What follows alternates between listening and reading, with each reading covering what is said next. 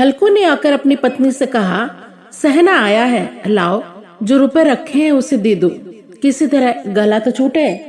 मुन्नी झाड़ू लगा रही थी। ये सुनकर वह पीछे मुड़कर बोली, 3 ही तो रुपए हैं, अगर उन्हें दे दोगे तो कंबल कहाँ से आएगा?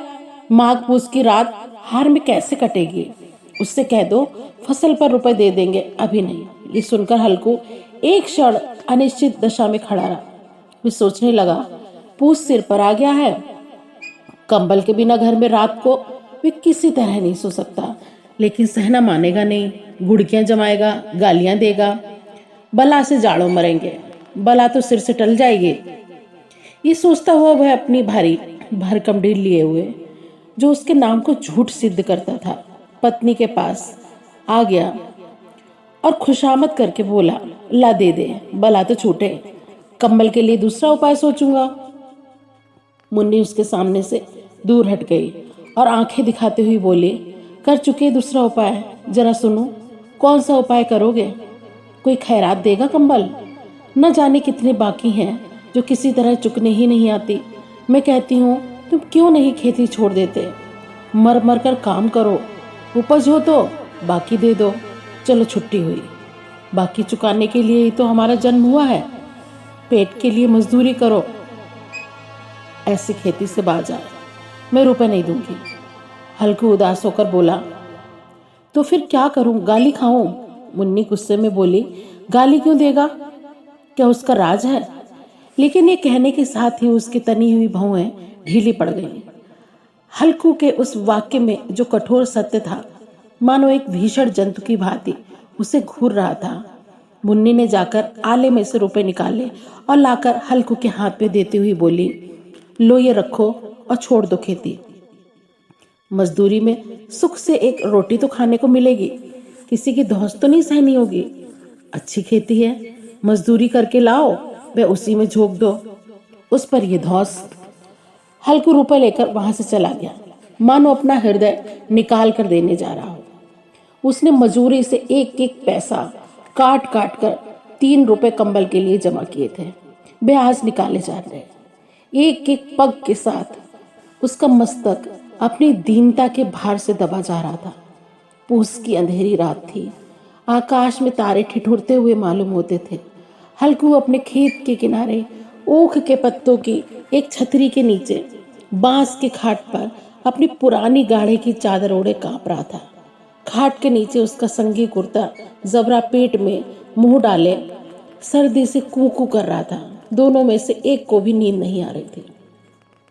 हल्कू ने घुटनियों को गर्दन में चिपकाते हुए कहा, क्यों जबरा, जाड़ा लगता है? कहता तो था घर में पुआल पर लेटा रहे, तो यहाँ क्या लेने आए? अब जाओ, अब खाओ ठंड, मैं क्या करूं? जानते थे मैं यहाँ हलवा पूरी खाने आ रहा हूँ? दौड़े दौड़े आगे चले आए, अब रो नानी के नाम को। जबरा ने पड़े पड़े दुम हिलाई और अपनी कू को दीर्घ बनाता हुआ एक बार जमाई लेकर चुप हो गया। उसकी श्याम बुद्धि ने शायद ताड़ लिया, स्वामी को मेरी कू से नींद नहीं आ रही। हल्कू ने हाथ निकालकर जबरा की ठंडी पीठ को सहलाते हुए कहा, कल से मत आना मेरे साथ, वरना ठंडे हो जाओगे। फिर राड़ पछुआ न जाने कहां से बर्फ लिए आ रही है। उठूं फिर एक चिलम भरूं, किसी तरह रात तो कटे। 8 चिलम तो पी चुका।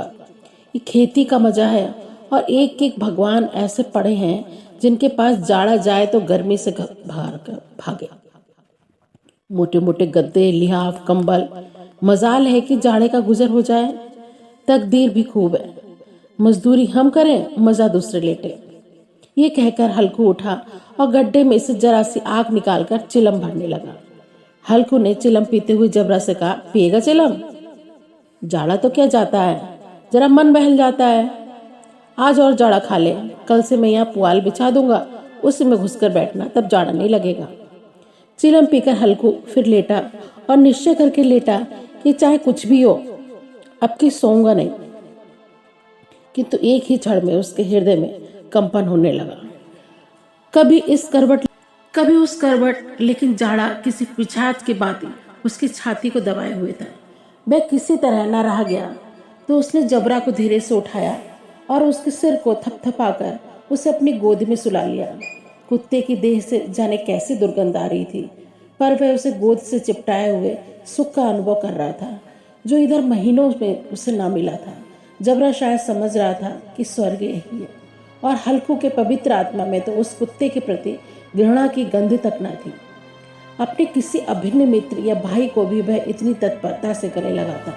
वह अपनी दीनता से आहत न था, जिसने आज उसे इस दशा में पहुंचा दिया। नहीं, इस अनोखी मैत्री ने जिसे उसकी आत्मा के सब द्वार खोल दिए और उसका एक एक अणु प्रकाश से चमक रहा था। सहसा जबरा ने किसी जानवर की आहट पाई। इस विशेष आत्मीयता ने उसमें एक नई स्फूर्ति पैदा कर दी, जो हवा के ठंडे झोंकों को तुच्छ समझती थी। वह झपट कर उठा और छतरी के बाहर आकर भौंकने लगा। हल्कू ने उसे कई बार चुमका कर बुलाया, लेकिन वह उसके पास न आया। वह हार के चारों तरफ दौड़ दौड़ कर भौंकता रहा। एक क्षण के लिए आ भी जाता तो तुरंत ही फिर दौड़ जाता। कर्तव्य उसके हृदय में अरमान की भांति उछल रहा था। 1 घंटा और गुजर गया। रात ने शीत को हवा से धधकना शुरू किया। हल्कू उठ बैठा और दोनों घुटनों को छाती में मिलाकर सिर को उसमें छुपा लिया। फिर भी ठंड कम ना हुई। उसे ऐसा जान पड़ता था कि सारा खून जम गया है, धमनियों से रक्त की जगह हिम बह रहा है। उसने आकाश की ओर देखा। अभी कितनी रात बाकी है। सप्तर्षि अभी आकाश में आधे भी नहीं चढ़े। ऊपर आ जाएंगे तब कहीं सवेरा होगा। अभी पहर भर से ऊपर रात है। हल्कू के खेत में कोई एक गोली के टप्पे पर आमों का बाग था। पतझड़ शुरू हो गई। बाग में आम की पत्तियों का ढेर लगा हुआ था। हल्कू ने सोचा, चलकर पत्तियां इकट्ठी करूं और इन्हें जलाकर खूब आग तापूं। रात को कोई मुझे पत्तियां बटोरते देखे तो समझे कोई भूत है, कौन जाने कोई जानवर ही छिपा बैठा हो। लेकिन अब तो बैठे नहीं रहा जाता। ये सोचकर उसने पास के अरहर के खेत में जाकर कई पौधे उखाड़ लिए और उनका एक झाड़ू बनाकर हाथ में सुलगाता हुआ उपला लिए हुए बाग की तरफ चला गया। जबरा ने उसे आते देखा, उसके पास आकर दुम हिलाने लगा। हल्कू ने कहा, अब तो नहीं रहा जाता जबरू, चलो बाग में पत्तियां बटोर कर आग तापे, टाटे हो जाएंगे, फिर तो आकर सोएंगे, अभी तो रात काफी है। ये कहकर हल्कू जबरा को लेकर बाग की ओर चल दिया। बाग में बहुत अंधेरा था और अंधेरे में निर्दय पवन पत्तियों को उछलता हुआ चला जा रहा था। वृक्षों से ओस की बूंदें टपक टपक रही थी। तभी एक झोंका मेहंदी के फूलों की खुशबू लिए हुए आया। हल्कू ने कहा, कितनी अच्छी खुशबू है जबरू, तुम्हारी नाक में भी सुगंध आ रही है। जबरा को कहीं जमीन पर एक हड्डी मिल गई। वह उसे निचोड़ रहा था। हल्कू ने आग जमीन पर रख दी और पत्तियां बटोरने लगा। कुछ ही देर में उसने पत्तियों का ढेर लगा दिया। ठंड के मारे उसके हाथ पांव ठिठुर रहे थे। इसी अलाव में वह ठंड को जलाकर भस्म कर देना चाहता था। कुछ देर में अलाव जल उठा। उसकी लौ ऊपर वाले वृक्ष की पत्तियों को छू छू कर भगाने लगी। उस स्थिर प्रकाश में बगीचे के विशाल वृक्ष ऐसे मालूम हो रहे थे मानो उस अथाह अंधकार को अपने सिरों पर संभाले हुए हों। अंधकार के उस अनंत सागर में वे प्रकाश एक नौका के समान हिलता मचलता हुआ जान पड़ता। हल्कू अलाव के सामने बैठा आग ताप रहा था। एक क्षण में उसने दोहर उतारकर बगल में दबा ली और दोनों पांव फैला लिया, मानो ठंड को ललकार रहा हो। तेरे जी में जो आए सो कर। ठंड की असीम शक्ति पर विजय पाकर वे विजय पर्व को हृदय में छिपा न सका। उसने जबरा से कहा, क्यों जबरा, अब ठंड तो नहीं लग रही है ना? जबरा कू करके मानो कहा, अब क्या ठंड लगती ही रहेगी क्या? अगर ये उपाय पहले सोचा होता तो इतनी ठंड क्यों खाते? हल्कू ने कहा, अच्छा बताओ, इस अलाव में कूद कर पार करें, देखिए कौन निकल जाता है। अगर जल गया बच्चा तो मैं दवा दारू नहीं करूँगा। मुन्नी ने कल ना कह देना, नहीं तो लड़ाई होगी। ये कहना हुआ वह उछला और अलाव के ऊपर से साफ निकल गया। पैरों में जरा लपट लगी, लेकिन ये कोई बात नहीं। जबरा आग के इर्द गिर्द घूमकर उसके पास आकर खड़ा हुआ। तब हल्कू ने उससे कहा, चलो आग के ऊपर से कूद कर आओ। जबरा कूदा और अलाव के पार आ गया। पत्तियां जल चुकी थी। बगीचे में फिर अंधेरा छा गया। राख के नीचे कुछ आग बाकी थी, जो हवा का झोंका आ जाने पर जरा जाग उठती थी, लेकिन एक क्षण में फिर आंख बंद कर लेती थी। हल्कू ने फिर चादर ओढ़ ली और गर्म राख के पास बैठा हुआ गीत गुनगुनाने लगा। उसके बदन में गर्मी आ गई, लेकिन ज्यों ज्यों ठंड बढ़ती जाती उसके आलस से दवाई लेता था। तभी जबरा भागता हुआ खेत की ओर भागा। हल्कू को ऐसा लगा कि जानवरों का कोई झुंड उसके खेत में आया। शायद नील गायों का झुंड था। उनके कूदने दौड़ने की आवाज़ साफ कान में आ रही थी। फिर ऐसा लगा वे खेत में चर रही हैं। उनके चबाने की आवाज़ चर चर सुनाई देने लगी। तब उसने मन में कहा, नहीं, जबरा के होते हुए कोई जानवर मेरे खेत में नहीं घुस सकता। वह उन्हें नोच डालेगा। कहीं मुझे भ्रम तो नहीं हो रहा? अब तो कोई भी नहीं सुनाई दे रहा। शायद मुझे धोखा हुआ है। फिर वो जोर से चिल्लाने लगा, जबरा जबरा। जबरा भौंकता रहा, लेकिन उसके पास नहीं आया। फिर तभी हल्कू ने खेत के चरे जाने की आहट मिली। अब वह अपने को धोखा ना दे सका। उसे अपनी जगह से हिलना जहर लग रहा था। कैसे दबाया हुआ बैठा था।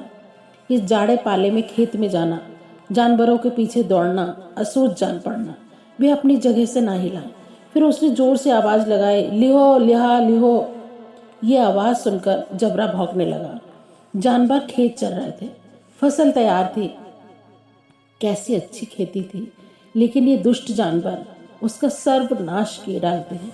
हल्कू पक्का इरादा करके उठा और 2-3 कदम चला ही था कि तभी अचानक हवा के एक ऐसा ठंडा चुभने वाला बिच्छू डंक का सा झोंका लगा कि वह फिर बुझते हुए अलाव के पास आ बैठा और राख को कुरेद कर अपनी ठंडी देह को गरमाने लगा। जबरा लगातार भौंके जा रहा था। नील गाय खेत का सफाया करती रही और हल्को गर्म राख के पास शांत बैठा हुआ था। अकर्मण्यता ने रस्सियों की भांति उसे चारों ओर से जकड़ रखा था। फिर वह उसी गर्म राख के पास चादर ओढ़कर सो गया। प्रातःकाल जब उसकी नींद खुली तो चारों तरफ धूप फैल गई थी और मुन्नी कह रही थी कि आज सोते रहोगे? तुम यहाँ आकर रम गए और उधर सारा खेत चौपट हो गया। मुन्नी की बात सुनकर हल्कू उठ बैठा, बोला, क्या तू खेत से होकर आ रही है? मुन्नी बोली, हाँ, सारे खेत का सत्यानाश हो गया। भला ऐसा कोई सोता है? तुम्हारे यहाँ मड़िया डालने से क्या हुआ? हल्कू ने बहाना बनाते हुए बोला, मुन्नी, मैं मरते मरते बचा। तुझे अपने खेत को पड़ी है। मेरे पेट में इतना दर्द हुआ कि मैं ही जानता हूँ। फिर दोनों खेत के ढाड़ पर आए। देखा सारा खेत रौंदा पड़ा हुआ है और जबरा मड़िया के नीचे चित्त लेटा पड़ा है। ऐसा लगता था जैसे मर गया।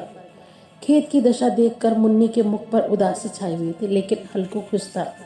मुन्नी उदास होकर बोले, अब मजदूरी करके माल गुजारी भरनी पड़ेगी। हल्कू ने प्रसन्न मुद्रा में कहा, रात की ठंड में यहाँ सोना तो नहीं पड़ेगा।